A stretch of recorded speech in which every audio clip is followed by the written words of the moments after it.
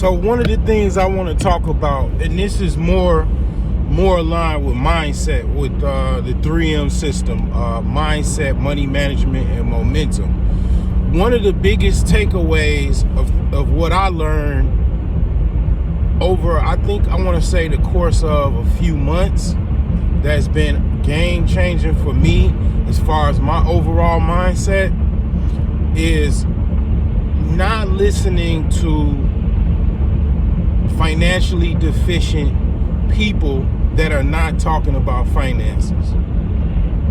Okay, I'll repeat myself.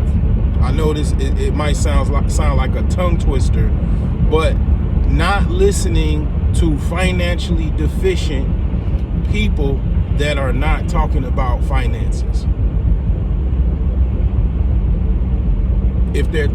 I'll give people a pass if they're talking about finances.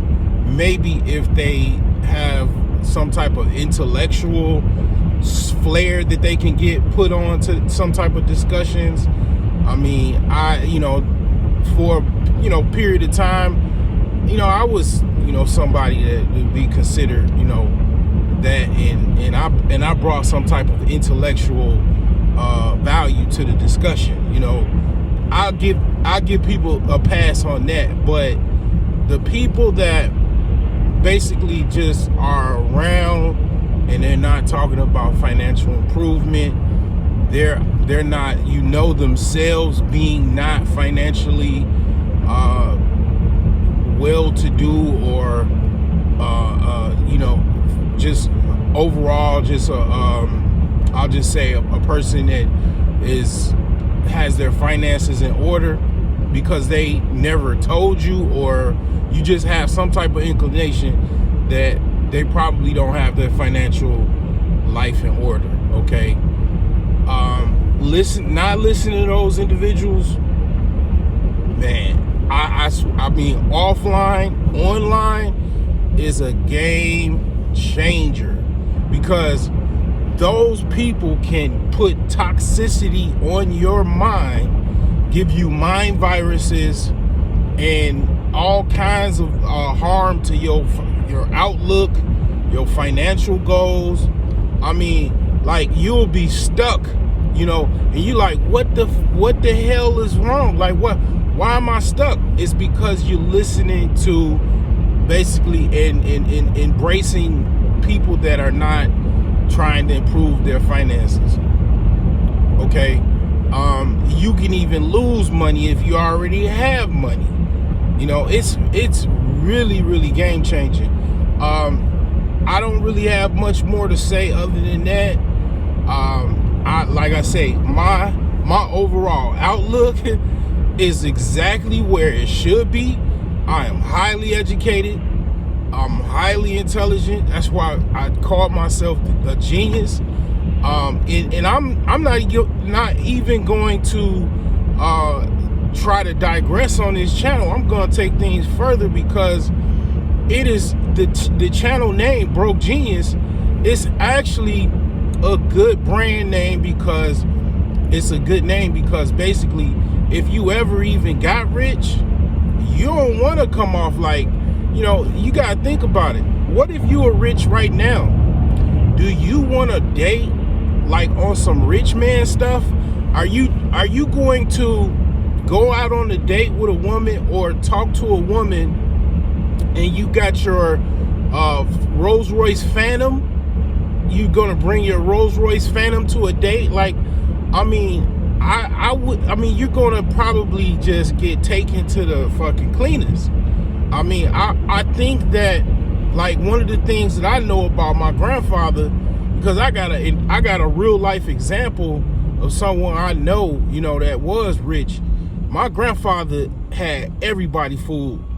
He had a lot of people fooled, and how he did it was he pretended like he was just a regular person.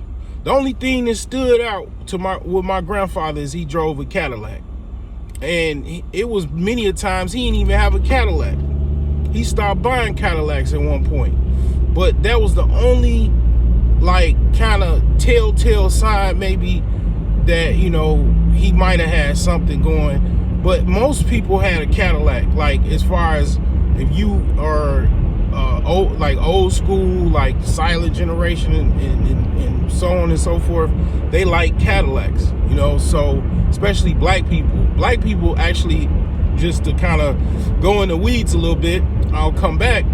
Black people actually saved Chevrolet and saved Cadillac. Cadillac was actually struggling, and black people in America, through the basically buying Cadillacs, saved that actual brand. Okay, that was an arm of Chevrolet. Now, digressing, basically, yeah, I mean, you want to come off like you're basically a regular person, and then you might be able to disclose more once you find a genuine person, or you vetted someone that's genuine. So the thing is that, yeah, I do talk about, I got stuff on, you know, how to be invisible. You know, just think about this, and I'm gonna leave you with this, and I'm gonna close this out. Go to Forbes.com and look up the richest list, richest people in the world, just for an assignment. And I want you to see how many of those people you do not know, and you've never heard of these people a day in your life. And I'm gonna leave you with this. Why do you think you don't know them? One. And two, how many people are not on that list that they might not have $1 billion? They might not even have $500 million, but they have 50 million, they have 100 million, they have 5 million, and you don't even know who these people, obviously don't even know who these people are, most of them. They're regular people, okay? One of the things I always say is, you know, my book, The Millionaire Savings Plan, available on Amazon.com, BrokeGeniuses.com. One of the books that I would say a companion book to read with my book is The Millionaire Next Door, because contrary to what people believe about millionaires and, you know, billionaires or whatever, is that they think that people wear all shiny suits and shiny watches and gold chains and they drive a Maybach, and that's not by a landslide the actual reality of what the behavior patterns, day-to-day lives, and what these people look like that are so quote-unquote millionaires and above. That's what you think because you watch programming and TV and you've been brainwashed. So that book is definitely, I always say, is like a companion book, because I mean, if you're gonna try to be rich, when you want to know what actually the stats are and who actually are rich, and I'm gonna tell you, it's more or less people like myself that do not really try to go above and beyond. But I mean, I definitely can, but I basically blend in, and blending in helps you not get robbed, helps you not, you know, get taken advantage of, because people have no idea that you have anything worth taking advantage of. In a quarter mile, turn right onto Calumet Avenue. So that's just something to leave you with. You know, like I said, I am a flashy dude. You know, I will probably put on a shiny suit too. Like, so I'm not necessarily saying that I'm at the I'm light. Like that. Turn right onto Calumet Avenue. But you know, most people are just pretty much average, okay? And I still my first date, if I was worth $100 million, continue on Calumet Avenue for 1 mile. I would probably show up on the date with maybe a Chevrolet Impala. Then once I realize this person is actually you know, genuine, I may or may tell them a little bit more. But anyway, that's my viewpoint.